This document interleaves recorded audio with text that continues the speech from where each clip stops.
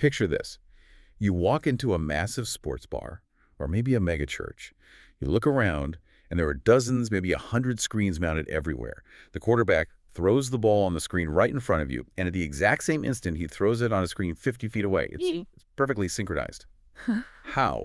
How does that signal get to every single panel without even a split second of delay? It really does feel like magic, but it's actually just some rigorous engineering. Specifically, it's usually the work of what's called a matrix switcher.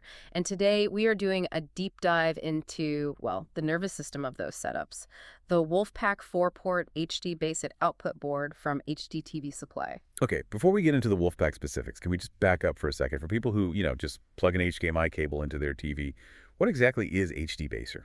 Think of it as the heavy-duty industrial pipe of the video world. You can't run a standard HDMI cable 300 feet. The signal it dies.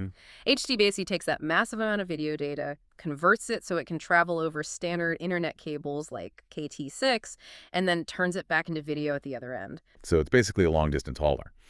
But looking at the sources, HDPV Supply is claiming zero latency for these boards. Zero is. It's a dangerous word in tech. Is it actually instant? It is about as close to the speed of light as you can possibly get. The specs show a latency of less than 7 microseconds over 330 feet of cable. 7 microseconds. Yeah. That's obviously fast, but compared to what? I mean, when I stream a movie, it takes a few seconds to buffer. Why is this so different? That is the key distinction. Streaming services, they break video into data packets, send them over the network, and then reassemble them. That takes time. This WolfPack board isn't doing that at all. It is shooting uncompressed video down a copper lane. There's no buffering, no thinking time for the signal. So why does that precision even matter? If the game is delayed by, like, 1/10 of a second, would anyone in the bar actually notice? You absolutely would, but mostly because of the audio. It's the classic lip sync issue. In a huge auditorium or a factory, you often have a central sound system. If the video on a screen 300 feet away is lagging even slightly behind the audio coming out of the speakers, it becomes incredibly disorienting. Right. Everybody looks like they're in a badly dubbed movie. So this board pushes 1080p, UHD, even 3D signals 330 feet, and it keeps the lips moving with the sound.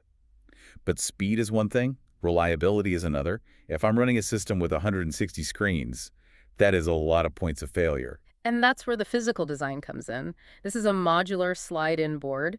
In older systems, if one port burned out, you might have to unhook the entire 100-pound chassis and ship it off for repairs. A total nightmare. You'd have to shut down the whole system. With this design, you just slide out the bad card and slide in a replacement. It's hot swappable. Okay, but let's be real. If a port dies on Super Bowl Sunday, easy to swap. Only matters if I actually have the replacement part. Do they expect you to just keep a warehouse of spares? Well, they have this policy called 2-year WolfPack Care Advance Replace.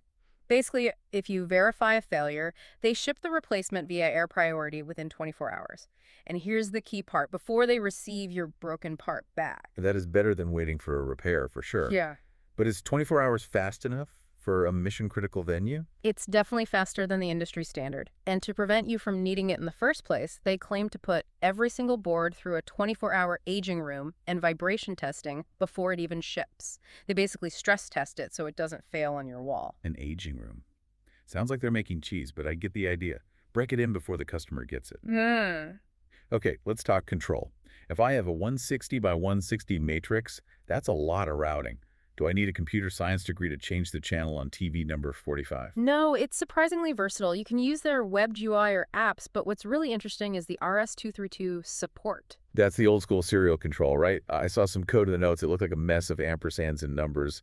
Is that actually usable? It looks messy, I'll grant you that, but the logic is incredibly simple. You don't need a complex driver. You literally just string the input number and the output numbers together with ampersands. It's concise enough that you could type it out manually in seconds if you had to.